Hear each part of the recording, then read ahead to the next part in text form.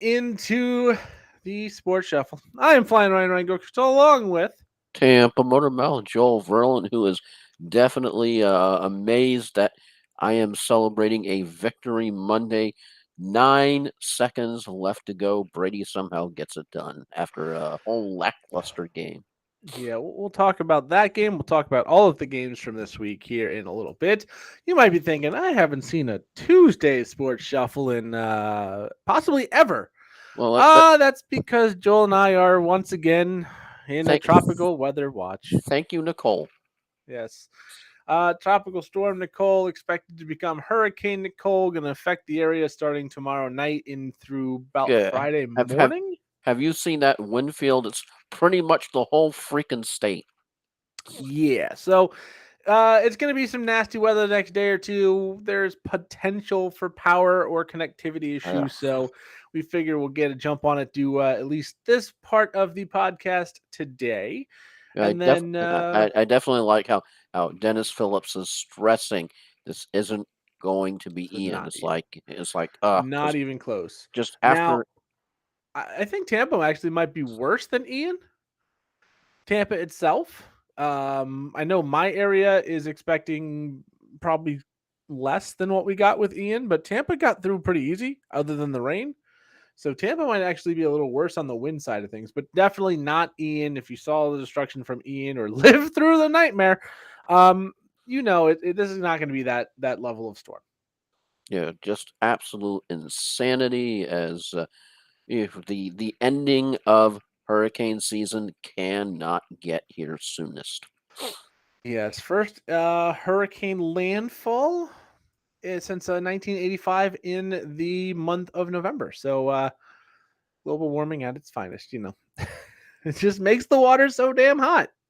Yeah, because it's absolutely insane how it's like another storm. You're going, okay, it's subtropical.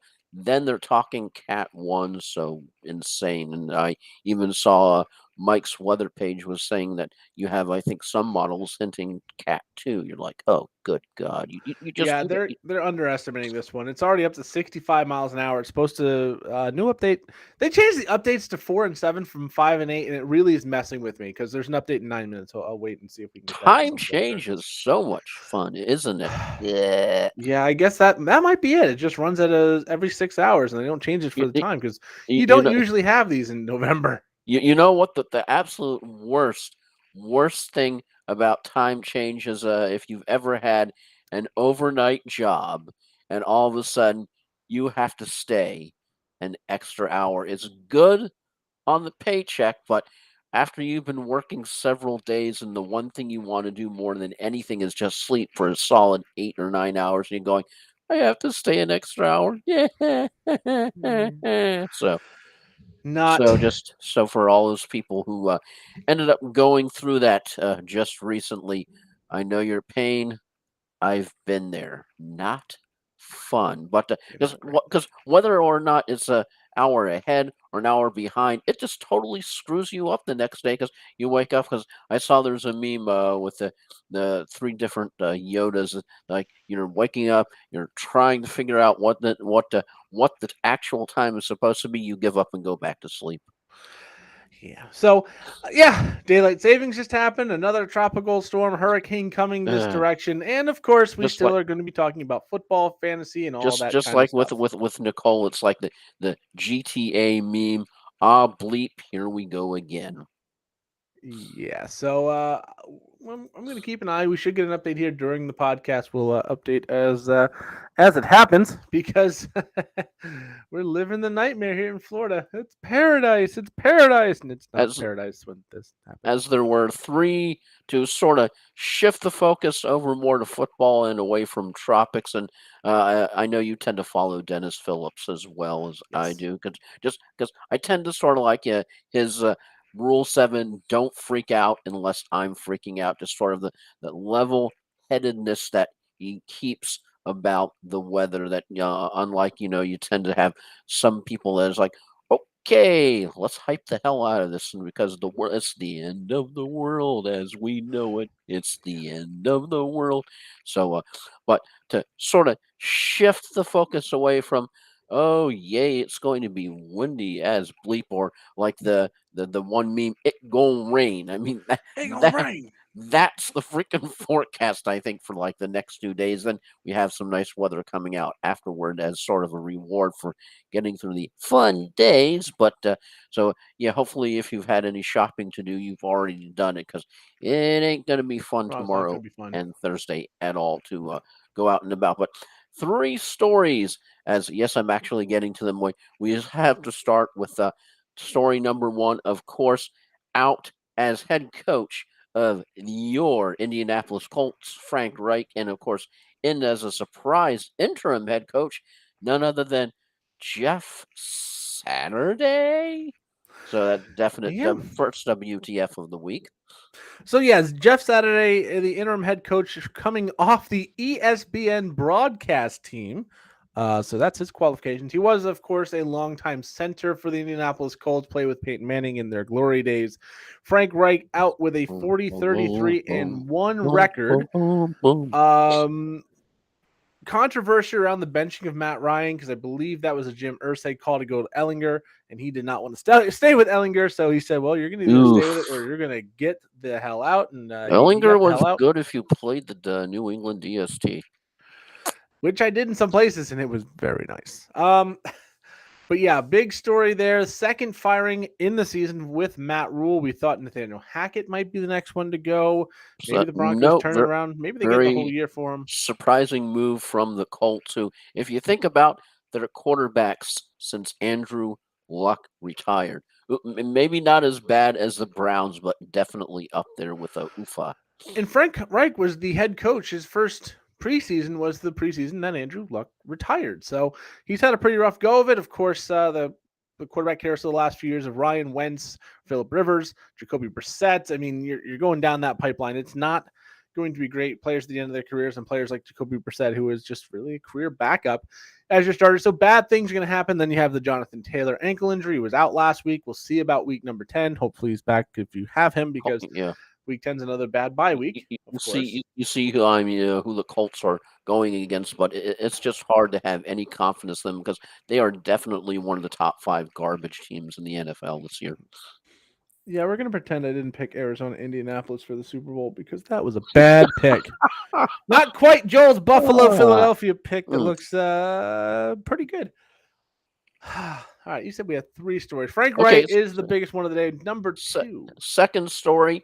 Now, this one is definitely a little bit more of a rumor, shifting to college, shifting to USF, as Zach Wabner from 95.3 posted a fairly interesting tweet saying that apparently one of the candidates for the USF, that it doesn't seem to matter who they draft nor who they hire, as USF is just cursed as just an awful, awful college franchise. But an interesting name has surfaced, as apparently just a rumor at this point, but apparently candidate 1A is none other than, are you ready for this, flying? Oh yeah. John Gruden, which would be absolutely one of the biggest reality show type hires. Because, of course, I seriously doubt he's going to ever be in the NFL again after all that, whether fairly, unfairly, with what happened with that crazy investigation that was aimed at the man who is now selling the Commanders. But still, probably one of the more interesting potential rumor possible hires for USF out there. That would be crazy. I think that would definitely be talked about at least all week. Yeah, USF, the South Florida Bulls. They haven't been good since they fired Jim Levitt. There was some allegations then of player abuse that wasn't really player abuse at the time. And since then, it's been a little bit rough trying to get someone else in there. John Gruden, you remember he had his Gruden quarterback camps where he was talking to all the draft class quarterbacks about how they call plays. Split He knows how banana. to work with younger players. He's been a good head coach in the past. I know he's got his controversy around emails and using foul language, which I yeah, don't use foul language, especially around college kids. But he's a good head football coach. He would bring instant credibility to that program. Hopefully, they can either get picked up by a major conference and work their way back that way, or maybe just getting John Gruden will get some recruits and they'll start turning it around. I mean, they're they're in really rough shape. But an interesting way back into coaching for one John Gruden. And story number three, top three story. Do you have? I don't, but do you have any shares of Josh Allen? So many shares of Josh Allen. Oi, I So definitely many feel shares of feel for Josh you Allen. because he has a certain injury that was received apparently on the last drive of the game, and they are now determining what grade the injury is, and it can be anywhere from 1 to 2 games, which would be bad enough, potentially more, potentially even season ending, which would be absolutely brutal for the Bills and brutal for anybody who has shares of Josh Allen in fantasy. So, what do you make of this rather crazy development, Sir Flyin? Well, let's go with the last update on Sleeper, the player update. According to Bills head coach Sean McDermott, Josh Allen is being evaluated for an injury to the UCL, of his right elbow, his throwing elbow, and that more information should be available on Tuesday. I have not seen anything from today yet. This report straight out of McDermott's mouth poses a glimmer picture than what sources have been speculating out earlier on Monday. If Allen suffered nerve damage to his UCL, he could be looking at significant missed time. The UCL is, of course, the ligament that baseball players require reconstructive Tommy John surgery for when it's torn or damaged. The alarm bells do not need to be ringing just yet. But Tuesday's report should paint a brighter picture of what Allen and the Bills may be looking at. I haven't seen anything on today. Sleeper's usually pretty good about updates, and Fantasy Life app is usually pretty quick on the updates. So, no update today. He did remain in the game. The pass after he got hurt was a deep bomb down the field. Josh Allen, when the injury happened, he said, where was it? He brushed off the injury issue, saying, "I'll get through it." So he doesn't seem to think it's anything major. The Bills will likely make sure he's going to be okay. He did miss 4 games his rookie year with another UCL injury. But I think the Bills cannot afford to let Josh Allen sit. If you have Josh Allen and you're in a super flex league, you need to go after Case Keenum, his backup. At least have that contingency plan in place. If you're in a Or single or quarterback league, you're or probably going to be all right. Justin Fields if he is not rostered. Yeah, if you can go get a Justin in a single quarterback, Justin Fields may be available. I know I've got some waiver claims in him for leagues I don't have Josh Allen in. If he's available, go get him. We'll talk about him here in a little while. But if you are in one of those super deep leagues, our 16 teamer, for example, where the quarterback waiver wire is brutal, you might be able to go pick a 3 or 4 week starter up there. Now, that being Our said, waiver wire is chirping crickets, and I got it right finally. yes. Now, again, he is right now listed as questionable. He said he was fine. They're going to evaluate it. He stayed in the game. He did throw well after it. They didn't win the game, but he did throw well after the injury. Um, if it's a sprain, they'll probably put a sleeve on. They'll probably limit his practice. I think he's going to play on Sunday. Um, he's a very, very tough guy. It's a very big game against Minnesota. I don't think this is a major thing. Maybe it's because I have Josh Allen in 3 different dynasty leagues where my worst team is 5-4 in those dynasty leagues. So we're All right. we're hoping. Flipping back to college, how about this one? The lowest price ticket to this weekend's Tennessee Georgia game, $626. The most expensive ticket was 5,233. And yeah, if you backed Tennessee, you were probably just a little bit disappointed by that game. Yeah.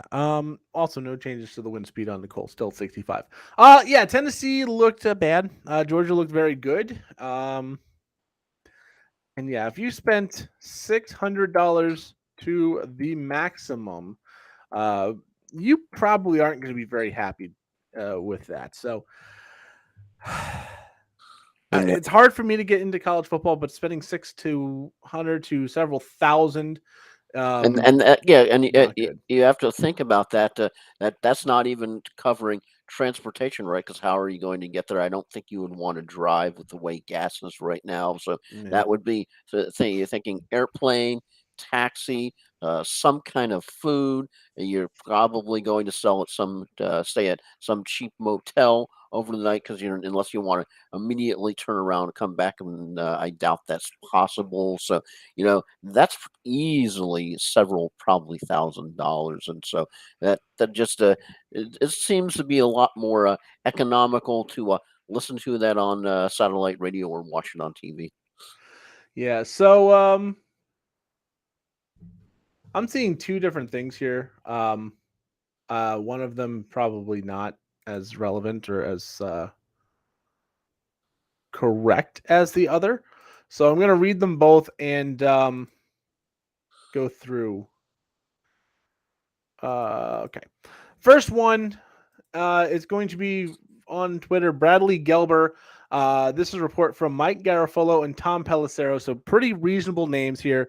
There's hope in Buffalo that Josh Allen will be able to practice and play his way through this injury. This was from 4 hours ago on Twitter. On a different tweet from Simon Charles, no check mark, no $8 check mark, and no sources. So keep that in mind. No sources, no check mark. Josh Allen has a torn UCL and requires season-ending surgery. Oy. So this is why I'm saying I haven't seen anything solid today. Yeah, because something that demonstrative, you would think you would be getting emails and like, okay, Josh Allen's season is over, and getting fantasy notifications up the wazoo.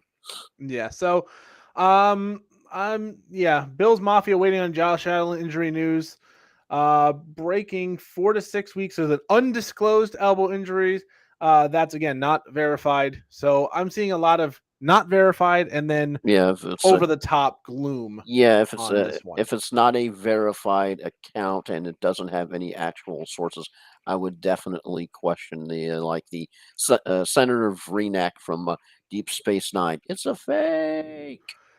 Yeah, the only one I'm seeing from a verified account is that Bradley Gelber tweet. There's hope in Buffalo that Josh Allen will be able to practice and play his way through this injury, and that is per Mike Garafolo and Tom Pelissero with an update on Josh Allen's elbow injury. There is also a video clip of this being said on NFL Network. So likely to be limited this week.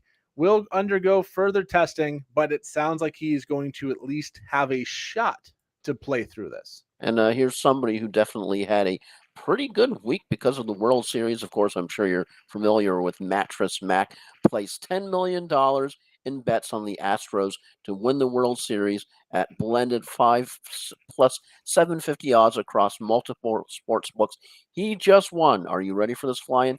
$75 million, the largest legal payout in sports betting history. 75 million. That's a pretty good win.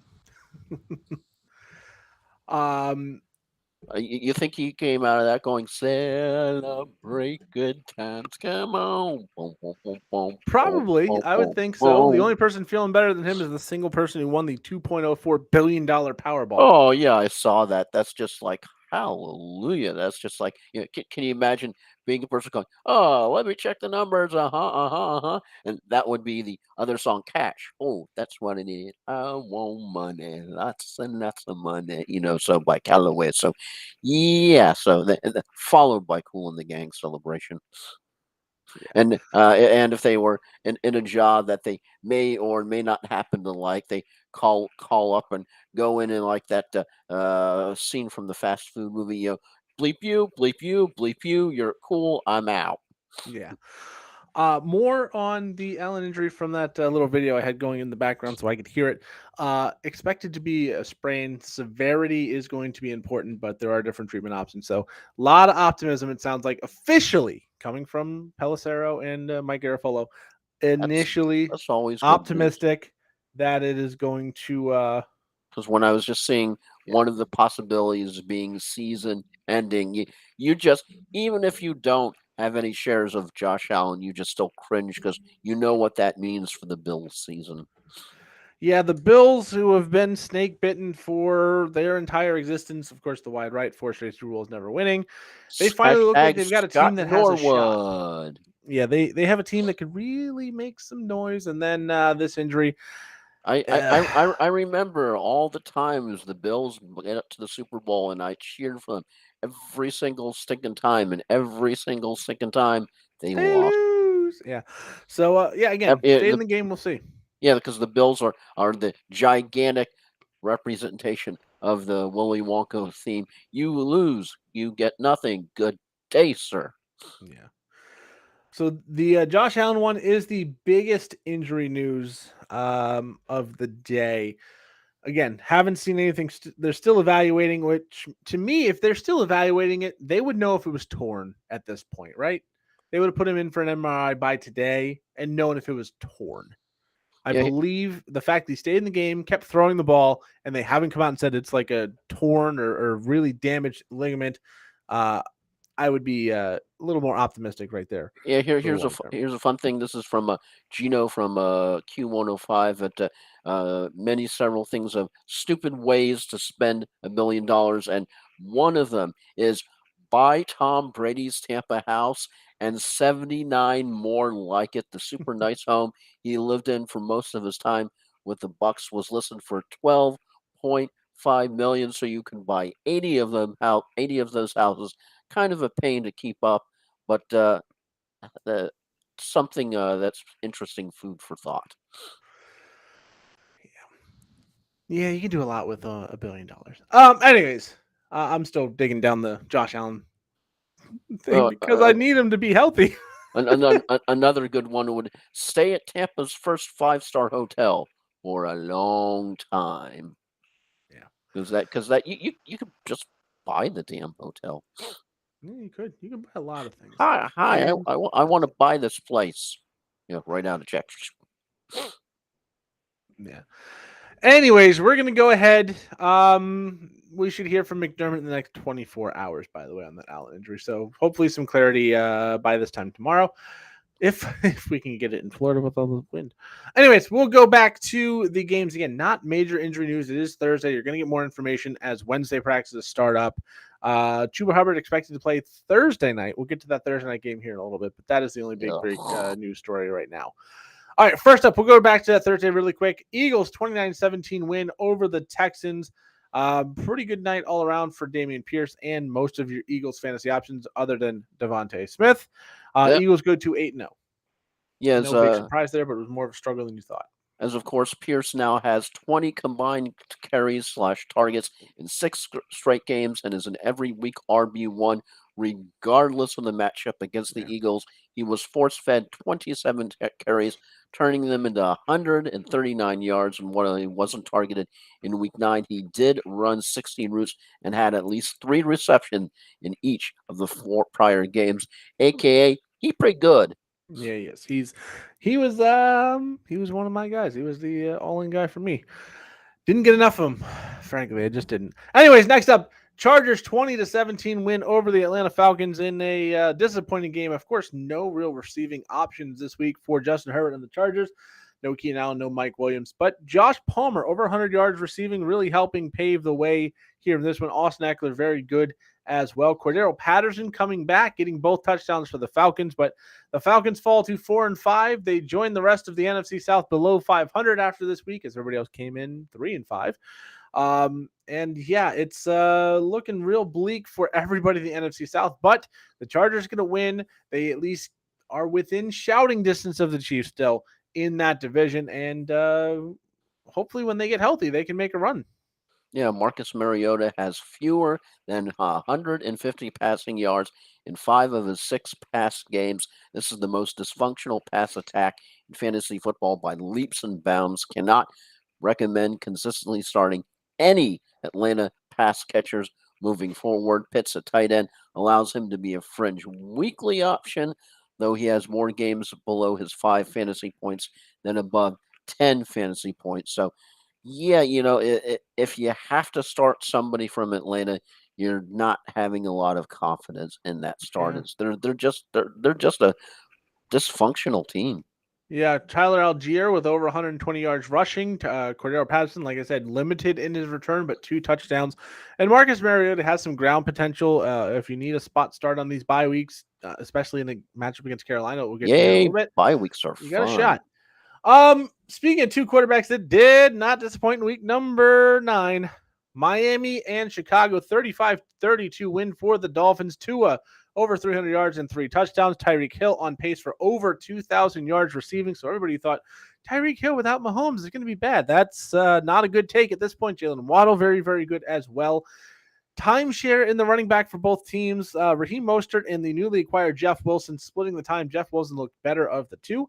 For the Bears, Montgomery and Herbert both fairly disappointing, but Montgomery did get more of the work this week. But the story here, Cole Kmet 2 receiving touchdowns, but Justin Fields, oh boy, set the NFL record for rushing yards in the game by a quarterback with 178, including a 60 touchdown of over 60 yards rushing. Also with multiple touchdowns through the air, was the QB1 for the week, but not enough to overcome the Dolphins offense, who looked absolutely unstoppable. As an interesting name, Darnell Mooney quietly has a 21% or higher target share in each of the past 7 games. He's commanded a red zone or end zone target in each of the past 5 games, too. He should be started as a WR3 moving forward. Yeah, he's at least in that consideration. That Bears offense has really come around of late. Early on the season, you abandoned ship on everybody but David Montgomery. Now you got Fields. Now you got Herbert. Now you've got Montgomery still. Claypool back in the mix now with the trade deadline. He seems to be looking like he's going to be an asset once he gets fully integrated. Speaking of weapons that are fully integrated, Joe Mixon of the Cincinnati Bengals. 1, 2, 3, 4, 5. That's just the touchdowns for Joe Mixon this week. 5 of them in a 42-21 win over the Carolina Panthers. The Panthers were just getting embarrassed at halftime. Baker Mayfield played the second half. This game was not as close as the final score indicates, and it was not a close final score. But Joe Mixon, the 5 touchdowns, setting the Cincinnati record for touchdowns in a game. The Bengals looked like they came off that Monday night embarrassment against the Browns and said, "Oh, we need to show the world we are legit." They came out and were fantastic. Although if you didn't have Mixon, maybe Burrow helped you out. He did have a passing touchdown to Mixon and a rushing touchdown on his own. The rest of their options for the Bengals, nothing spectacular. Yeah, Joe Mixon's game was pretty much like that old schoolhouse rock song 5, 10, 15, 20, 25, 30, 35, 40, 45, 50. As this entire game was just wrecked because Joe Mixon had 4 TDs in just the first half. Mixon had 22 carries for 153 rushing yards, and as you previously mentioned, 4 rushing touchdowns. Through the air, he was targeted 5 times, catching 4 of 58 yards and a fifth score. His 55.1 PPR points were the most by any player this season, and his rushing yards were 71 yards more than he has had in any game this year. And the Bengals barely needed to throw, and you mentioned not a lot of targets for the passing attack by Cincinnati. Bengals barely needed to throw due to Carolina's inability to stop Mixon on the ground. So T. Higgins, 7 catches for 60 yards, makes the receiving line 27% target share in this contest. Better fantasy days, I think, are ahead for T. Higgins, as of course Jamar Chase ends up remaining out. So it's going to have to be ground and pound probably for the Bengals. And when they end up having a tough run matchups, that's probably where Mixon's going to encounter some difficulties. Yeah, let's figure that out. But this sure seemed to work last week. Moving on to two teams that never quite got it figured out this week: the Packers and the Lions. Lions winning 15-9. 3 red zone interceptions from Aaron Rodgers. I think that might be more than he's had the rest of his career combined, including one on a 4th and goal Yeah, I think I pass saw a to stat that he tackle defense. hasn't had this bad Game five. day of interceptions. I think since something like 2017 or something crazy. Yeah, all in the red zone. They did not get the job done. Aaron Jones got hurt. Rashawn Gary got hurt. That's It easy was for you Romeo to say. Dubs got hurt. Christian Watson, another concussion. Like everybody on this team just got beat up in this game. The Lions moved to 2-6. The Packers fall to 3-6. The Packers, they might be the worst team in this division, if not the NFC as a whole. Yeah, it's a rough week when Little Wayne is saying, yeah, they should have gotten rid of 12 before the season started on Twitter, and that pretty much encapsulates the Packers' entire day. It's really kind of rough for the Lions, who somehow won. Everyone is just trying to figure out how that happened, but one of the biggest questions, DeAndre Swift, if you started him in fantasy, is clearly not close to full health, and the Lions would do better to sit him in week 10, as this type of committee will render only Jamal Williams startable in fantasy football, though Williams' upside will be capped if Swift is commanding the targets out of this backfield until his shoulder is healthy enough to get more carries. I really tend to believe I'm a part of the crowd. If you're not going to be able to use Swift to his full capacity, the dude needs to sit and the dude needs to heal and get better. Yeah, definitely needs to get back fully healthy to go and be what you expect him to be. But he's not there yet. You saw Jamal Williams get a ton of work this week, and it's working for the Lions. This is a team that played pretty well without him. So, or with very limited DeAndre Swift. We'll see if it continues going forward. He's just got to get healthy, but they're past their bye week, so it's gonna be tricky for the Lions. Of course, 2-6, probably not a playoff contender, but we'll see. We'll see long term what his prospects are. But the Lions, they're not going to win this year. They could sit him down for a few weeks to get him healthy. Question: is Aaron Rodgers droppable? Depending on your league, yes. 16-teamer, no. 16-teamer is still your starter. But anything not as deep, maybe. I mean, you got to look at your other options. I've got my Mega Bowl team is starting with Aaron Rodgers. It still is. As of right now, he is my starting quarterback. He has been my starting quarterback, and he has been just fine. However, if I could have went out and got a Justin Fields today, I would have done so.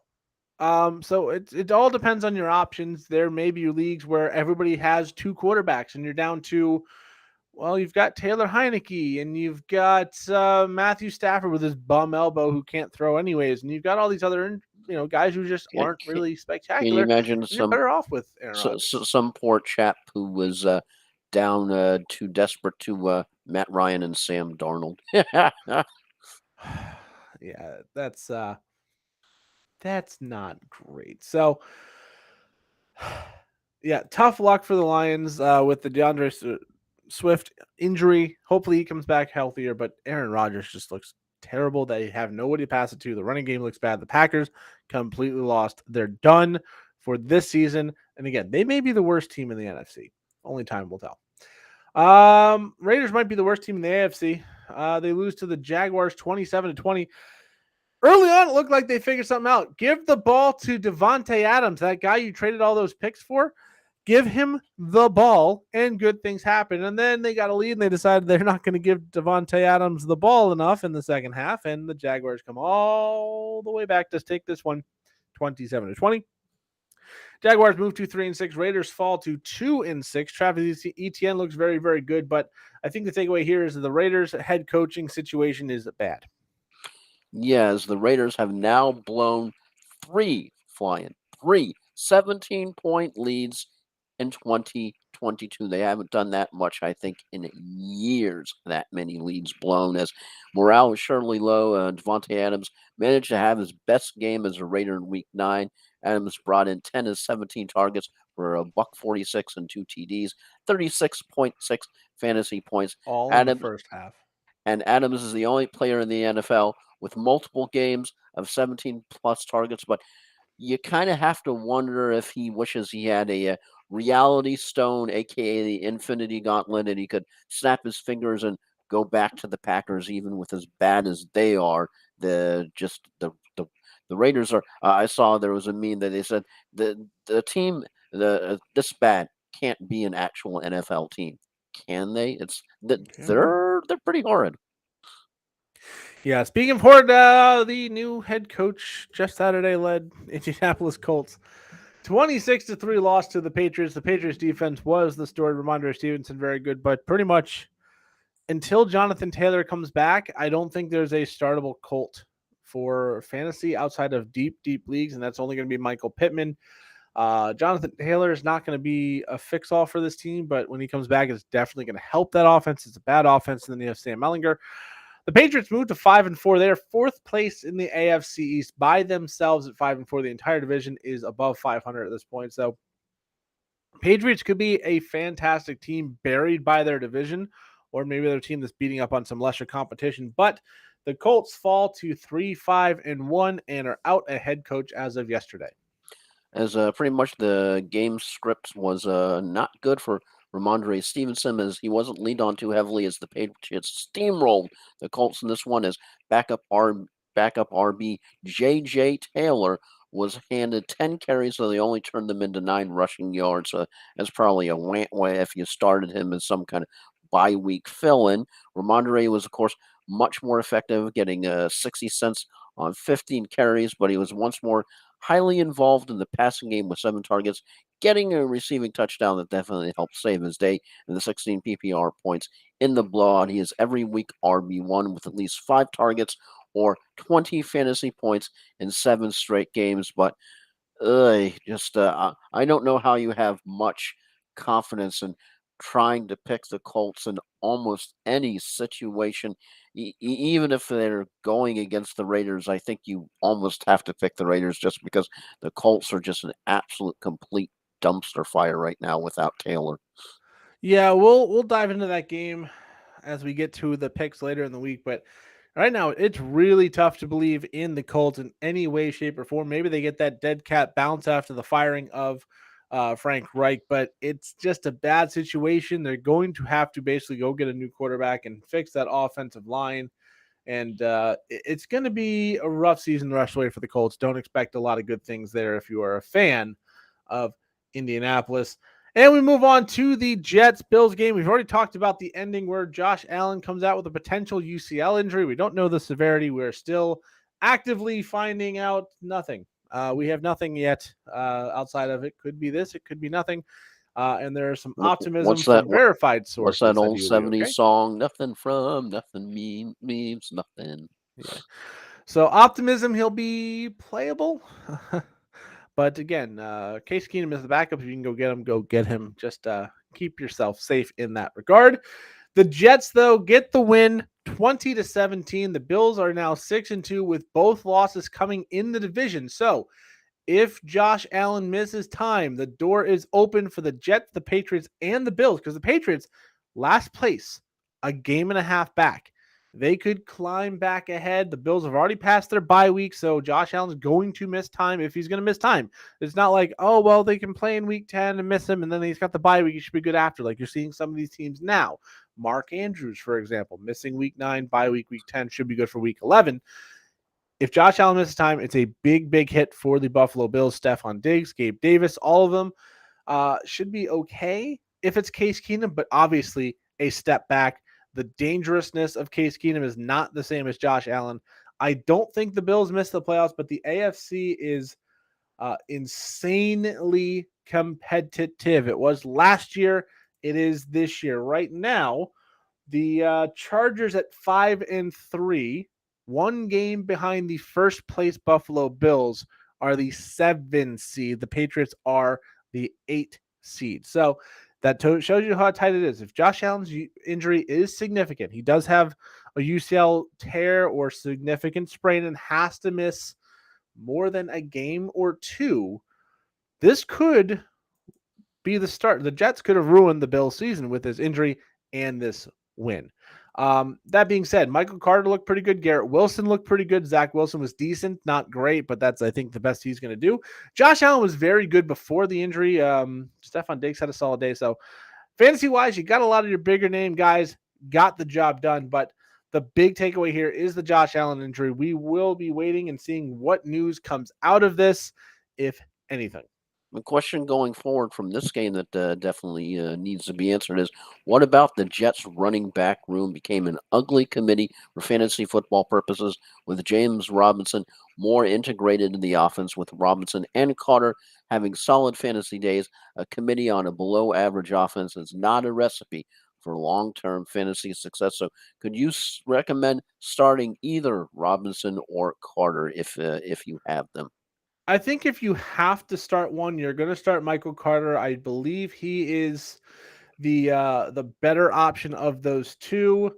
Um, but it's tough. Again, a lot of this comes down to your options. If you are like me and you have in a team, you've got Derrick Henry, you've got Miles Sanders, you've got Cordero Patterson, you've got at wide receiver Debo Samuel, Devontae Adams, and Chris Olave, you're probably not going to bench any of those to put Michael Carter in your flex or your running back position. So, in that respect, no, you're not going to play him. But if you had Jonathan Taylor, or you have one of these guys that are on bye, or you have Joe Mixon next week who's going to be on a bye, you probably are going to want somebody like Michael Carter, someone who, I don't know, maybe you drafted Clyde Edwards-Helaire and you thought, oh, this is going to be great.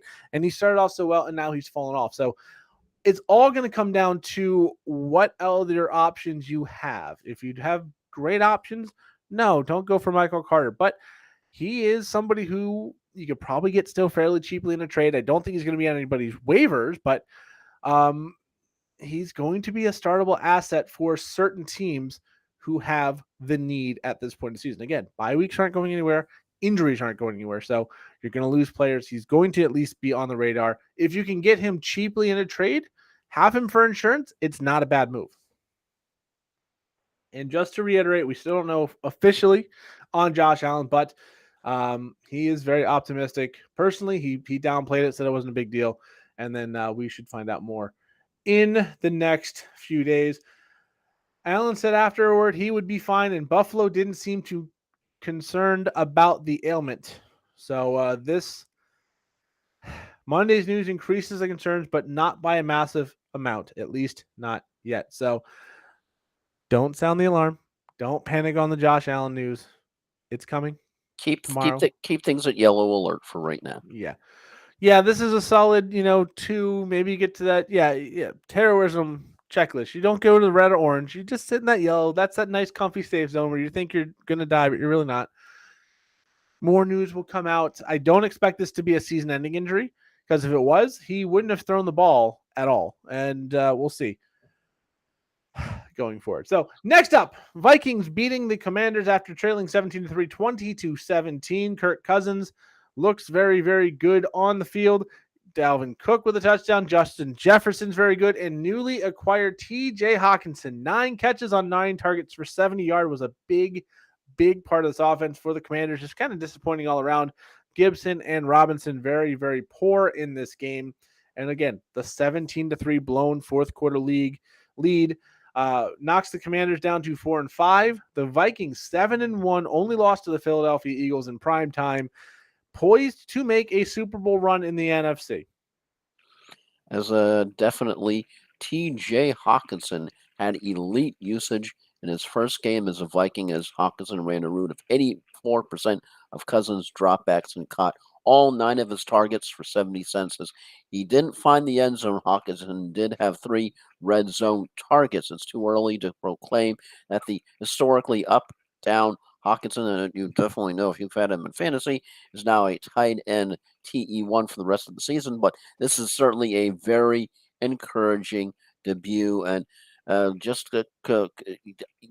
end up picking the Vikings because it wasn't a prime time or playoff atmosphere type, but it was still very scary as for some reason all of a sudden it's like the Commanders are playing like a team possessed. Commanders looked very good once they got Taylor Heineke. Of course, Carson Wentz out, I believe, eligible to come back in week number 11. Let me double check that here shortly. Yes, week 11 against Houston is when he's eligible to come back off the IR. Not saying he will, but that is when he is first eligible to do so. But as far as I'm looking, the Commanders do not need to rush him back from IR. Taylor Heineke's been playing very, very well. Even with this loss to a very good team, they were up big. And it's weird because they struggled against the Colts last week, had to have a big comeback. We're up nicely against the Vikings, then blew it. So really not sure what the Commanders are. Maybe they're just a 500 middle of the road team, and that's what we're seeing, and that's what their record suggests. So maybe they're exactly what their record is saying they are, but it's weird. They seem to be a little bit of Jekyll and Hyde here, but the Vikings 7-1. They are 3.5 games up in the division already. They have a chance to wrap this one up in the next few weeks. So the Vikings, pretty much the surest bet right now for a playoff spot. Of course, the Eagles are in a very tough division with two teams 2 games back, so they have a rough stretch. They can fall out of that very easily. So Vikings look very good for the postseason. Commanders probably building towards the future. All right, next up, Cardinals and Seahawks. Seahawks get the win, 31-21. They move to 6-3. The Cardinals fall to 3-6. I don't think anybody had those records in the correct order. Seattle, after 9 games, has already beaten their 5-game win-loss over-under from Vegas in the preseason, going 6-3. Pete Carroll has to be in consideration for Coach of the Year. Geno Smith, Comeback Player of the Year. Kenneth Walker, Rookie of the Year. All these have to be in consideration. So good things going on in Seattle, and that defense is starting to come around. Seattle might be really, really good. As weird as that sounds. Yeah, I know it's kind of crazy. Is a interesting name from the game. Noah Fant had his best game of the season, totaling 96 yards on 6 targets. However, the rest of the season fantasy is still highly murky as he only ran a route on 63% of Geno's dropbacks. The Cardinals have allowed the most yards per game to opposing tight ends. So kind of maybe want to go carefully before you're going full hog and going, yeah. I want him. I want him. I want him. Mine. So Yeah, both are of you? these teams are bad against the tight end. So yeah, are you buying or selling No. Mr. Fan at all? Not interested in Noah Fant. They've already played the Seahawks twice, and they can't play themselves. These two are two of the worst teams. Stopping the receptions to the tight end. So I would say for Noah Fant, he might have a game or two where he's decent, but this is going to be his high watermark. If you want to play the streaming game at tight end, you look at who's playing these teams in the next few weeks, and you go after those targets. One of those is in the next game we're going to talk about. Tampa Bay 16-13, come from behind win over the Los Angeles Rams. That is Cade Otton with the game-winning touchdown late.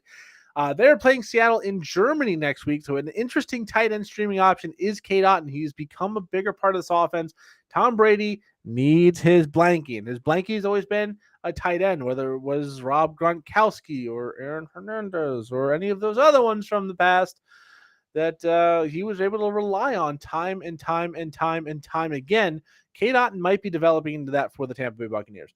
The Rams had this game won and blew it in the final minute. Tom Brady finally, for I think the first time all season, for exactly 45 seconds, because they scored with 9 seconds left, looked like the Tom Brady we were used to seeing, driving the Bucs right down the field for the game-winning touchdown. 16-13, Bucs moved to 4-5. By virtue of the win over Atlanta a few weeks back with the controversial roughing the passer call, first place in the NFC South at 4-5. I mean, I guess it's good to be on top at this point, but the Bucs don't look great. The Rams look worse. I think the Rams might be completely done. Is kind of crazy that Tom Brady has only had one game above 18 fantasy points, and so the question is he startable? Should he be on waivers? And I know your answer will be depends upon the league, but let's say 10-team or 12-team league, do you drop him? Probably. And here's something else to consider. It's not going to be a popular thing to talk about, but Deshaun Watson's back in 3 weeks. This might be a good time if you have Aaron Rodgers, you have Matt Stafford, you have one of these guys that's not really performing. Matt Ryan or Matt Ryan, who's now Baker lost his job. Baker Mayfield, who lost his job. Trying to think of a couple others.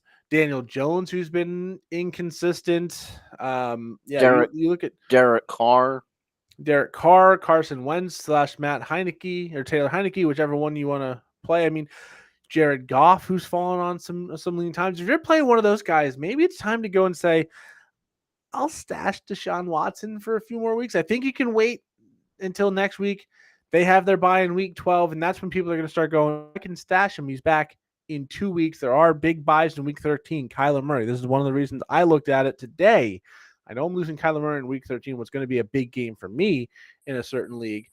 Um, yeah. So keep those names in mind. But maybe you get lucky and Justin Fields is out there. Absolutely. You drop Rodgers, you drop Stafford, you drop Brady, all to go pick up Justin Fields. See what's out there. Someone might have dropped Dak Prescott with the injury, and no one's picked him up because, well, he hasn't been spectacular. We've had the bye week. There might be some names out there from last week's time off. Russell Wilson. Russell Wilson has a very good stretch the rest of the way. Maybe he's not going to be good. Maybe the bye week helps him. He's not going to be any worse than Tom Brady or Aaron Rodgers have been so far this year. So keep some of those other depth names in mind. But yeah, I think Rodgers, Stafford, and Brady in 10 or 12 team leagues, you probably have better options on the waivers. If you're in a 16 teamer like I am, and we are, when you pick Aaron Rodgers and you have a backup of Davis Mills and you can't get a better backup than that, I don't think we're to the point where Davis Mills plays over those guys, but there's some good options out there, and keep that Deshaun Watson on the horizon in mind. Another question about the Bucks is Chris Godwin, definitely strong start. Mike Evans, not so much, but do you have any cause for concern over Mike Evans, or it was just chalk it up to a bad week? He got rocked early in this game. And I don't know if that played into it. I don't know if something is wrong with him the way he's playing. He hasn't been himself. He has had some drops, and that's concerning. It really is. But at the same time,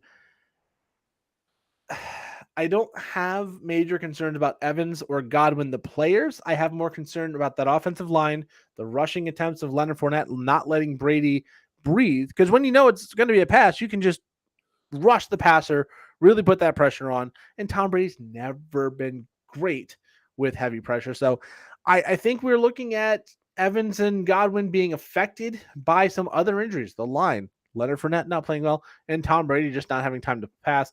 I think once they start getting into rhythm, I think maybe this could be a confidence building win over the Rams.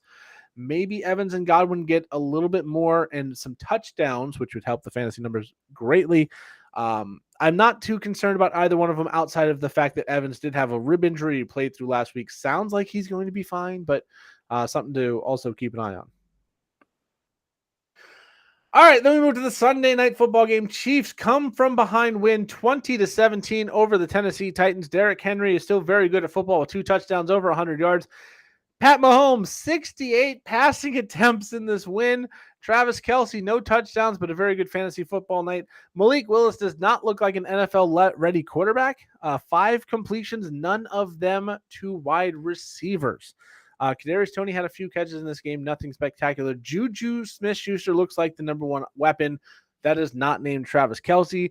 And the running game for the Chiefs is non-existent. So if you have Chiefs running backs, it's going to be tough to drop anybody other than if you have Clyde Edwards-Helaire, you're probably not going to be ready to drop him quite yet. But the other names, the smaller names, Jarrett McKinnon, Isaiah Pacheco, they're probably going to hit your waivers this week.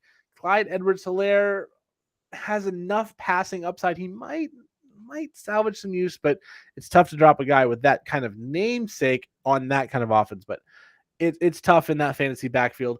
Derrick Henry is the only weapon for the Tennessee Titans, and he had them in that game. I don't know why they didn't just hand the ball off to Derrick Henry 45 times, because it was working. But yeah, the Titans fall to 5-3. The Chiefs go to 6-2. They tie with the Bills on top of the conference in record. Of course, the Bills beat them a couple weeks ago, so they are on top right now.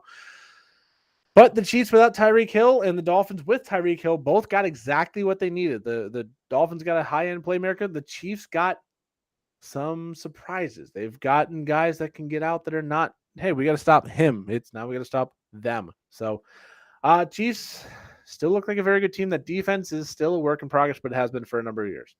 Yeah, you're not kidding when you say not ready for the NFL quarterback. When Malik Willis completed 5 of 16 passes for 80 cents against the Chiefs, who had been one of the worst fantasy defenses against QBs in 2022. Any week that he starts over Ryan Tannehill is a great week to start. None of the Tennessee pass catchers, as you mentioned, yeah, that Derrick Henry, he's pretty good. He has 23 or more fantasy points in 5 of his past 6 games with at least a buck 15 in all 6 games. And you answered my question before. Can you trust the KC ground game at all right now? That would be yeah, No. no. So the Chiefs still pretty good even when they are struggling. As I could care less if the team is struggling, but they manage to get the dub. Yeah, Clyde Edwards-Helaire has the touchdown upside, I think, especially when you play teams like the Chargers and the Broncos and the Raiders, who have been terrible. But it doesn't sound like Tannehill's going to be out much longer. He was iffy, not likely to play this week, but iffy at the very least. So hopefully for the Titans, he will be back. They've gotten by on a softer schedule of late without him, but you've got the Eagles down the line a little bit. You've got some other good teams on the horizon. So hopefully for the Titans, Derrick Henry is not their only weapon. Tannehill comes back and can open that offense up just a little bit. And then we move to Monday night, where the Saints, oh boy, Andy Dalton, not very good. Jameis Winston didn't get in this game, but not very good either. Kenyon Drake, 2 touchdowns, had a very solid night. No real passing game for the Ravens because, well, Rashad Bateman and Mark Andrews both out this week.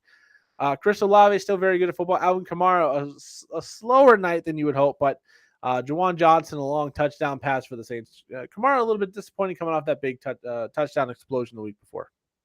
Yeah, this game was definitely let me down. I needed a Monday night miracle from Isaiah Likely and the Baltimore DST that they steamrolled, but not steamrolled enough as I still ended up losing the team number one. As I was hoping I just because in fantasy, right, when you're seeing the score, you go, okay, it's probably a really good steamroll, but not enough of a steamroll as you just know that fantasy disappointment. And speaking of disappointment, as you brought up, how about just the whole New Orleans run game? Is if you wonder why the Saints struggled when you have both of your combined backs, Kamara and Washington, not even hit 50 total yards combined. That is very, very rough and not at all surprising when you have a non existent ground attack. Why the Saints couldn't do diddly poo, as Joe Mora would say.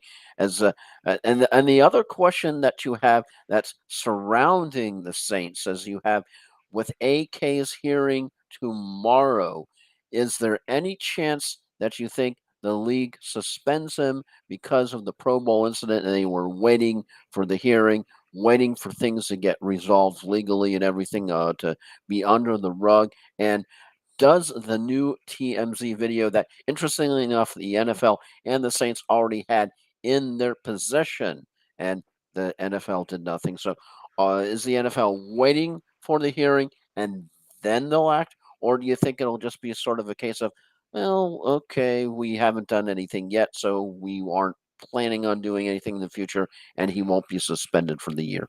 Or even because I think it was baseline 6 games and he won't even be suspended. That because right now, if that were to go into effect, that would be absolutely brutal for fantasy playoffs. Yeah, that's not a situation you want to live in. If you have Alvin Kamara in a redraft league and you can sell him now, not a bad option to get rid of him just in case. Because if he goes out week 12, out for the rest of the regular season, which is possible, the Saints still have their bye upcoming. That would kill you in the fantasy playoffs. He was a first or second round pick for you. I think if you can move on from him and get a Nick Chubb, you can get a Jonathan Taylor on the cheap, and it makes sense to go do it because if you lose Alvin Kamara, you have lost your number one running back for most, if not all, teams. There are some teams that might be in a unique position, have a ton of running backs. I know I've got a dynasty league where I think I have Kamara and Cook. And then I've got also Miles Sanders and some depth pieces. Let me go to that league real quick. For me, it's Dalvin Cook, Alvin Kamara, Miles Sanders, Devin Singletary, Kenyon Drake, Clyde Edwards-Helaire. If I lose Kamara there, not the end of the world. It's not ideal. It's not something I want to deal with. but it's something I can survive. But in your standard redrafts, let me go to another league, a league I'll talk about here for my final thought. Person I actually just beat last week had Alvin Kamara, and got to get over to that roster. And you look at the impact of losing Alvin Kamara for that team, what it would be. Right now, running backs are Alvin Kamara. Number 2 is Devin Singletary. Number 3 is Antonio Gibson, Gus Edwards, Melvin Gordon on the bench. So that's a much bigger loss. You go from Kamara Singletary to Singletary Gibson, Singletary Gus Edwards. That's a big hit. So if you can move, if you're that team and you can move Alvin Kamara, get a running back, I think it's the time to do it. I don't think the video changes the equation very much because you figured Vegas is littered with cameras in all their casinos and bars and nightclubs. Something was seen. You don't know the facts of the case. If Alvin Kamara was acting in self-defense, which we don't know, maybe he doesn't get suspended. But this was the risk when you drafted him, that he could get suspended. He could miss time later in the year. And now the Piper might be coming to get paid. Hopefully, if you have Alvin Kamara, they don't suspend him this year. He starts 2023, maybe with a light suspension. I don't think it's going to be 6 games. But we'll see. Yeah, only time will tell. Yeah. All right, so that is our recap of last week. One more recap. If you look at the picks, gap's getting a little tight there, Joel. I went 11-2 last week. Joel with a very respectable but not quite as good 8-5. We had 3 different picks. I got all 3 right. So that's why we are now within 2 games. This is what happens. I was definitely surprised that the Cardinals dropped to the Seahawks. I was definitely surprised, of course, that the Lions ended up smacking around the Packers. So definitely some surprises. Yeah, both missed the Buffalo game and the Green Bay game. You also missed Vegas. You picked Vegas, Arizona, and Tampa Bay, which none of those really worked out. So we move into week number 10. We have a rematch of one of the better games of the season from a couple of weeks ago. Atlanta going to Carolina this time. This is the DJ Moore pulled off his helmet and lost them the game rematch. This is going to be probably not as good of a game. It's in a dome. It's not in a dome.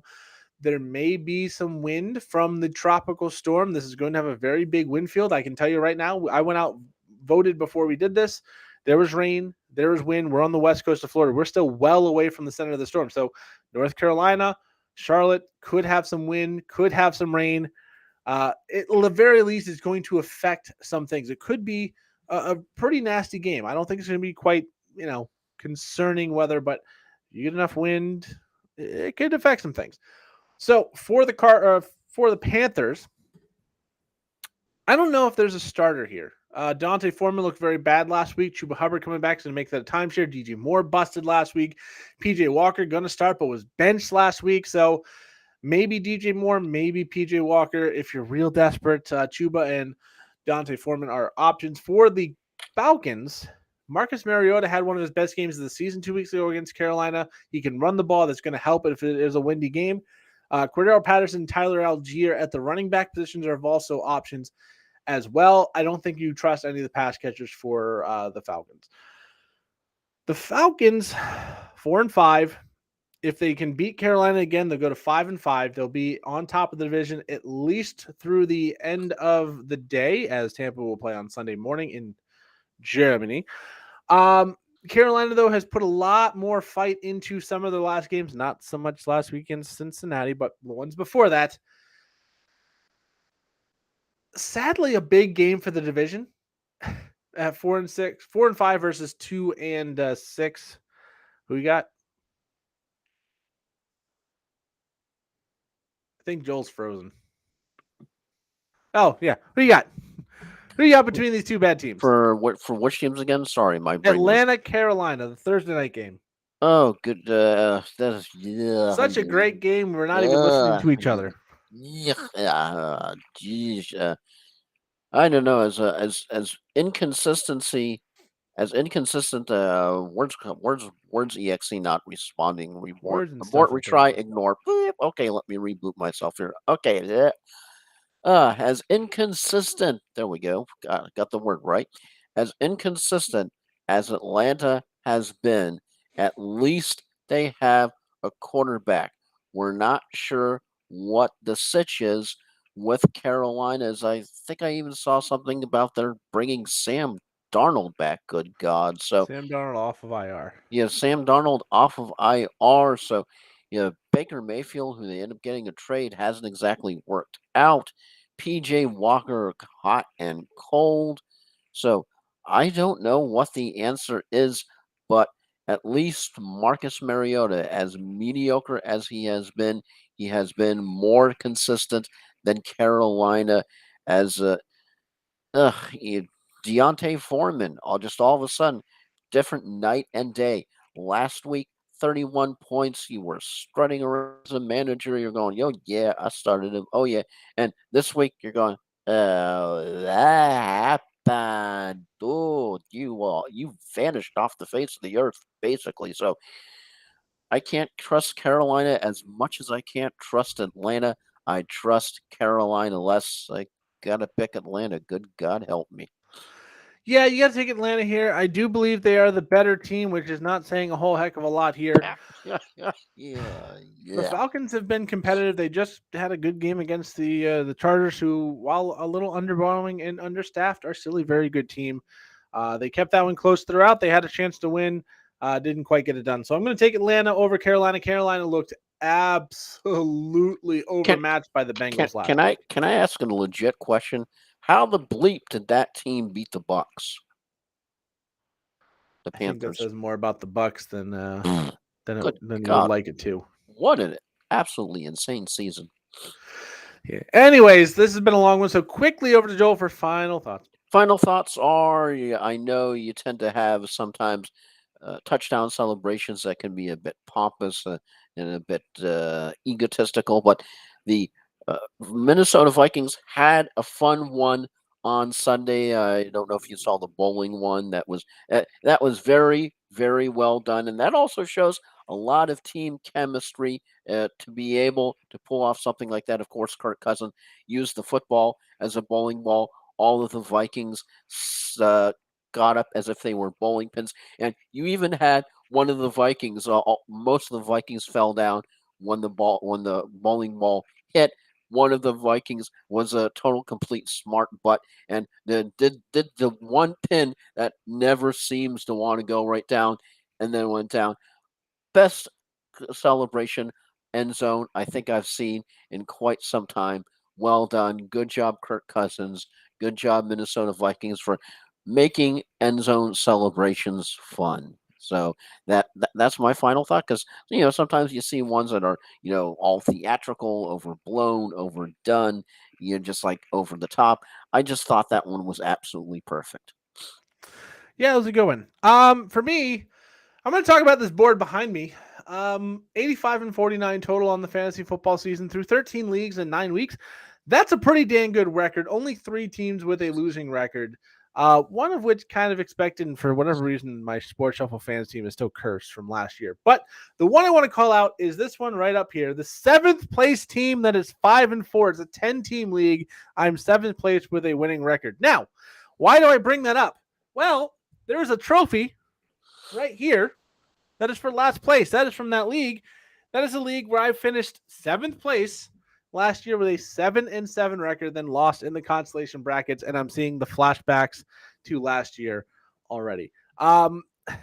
Please don't do it again to me.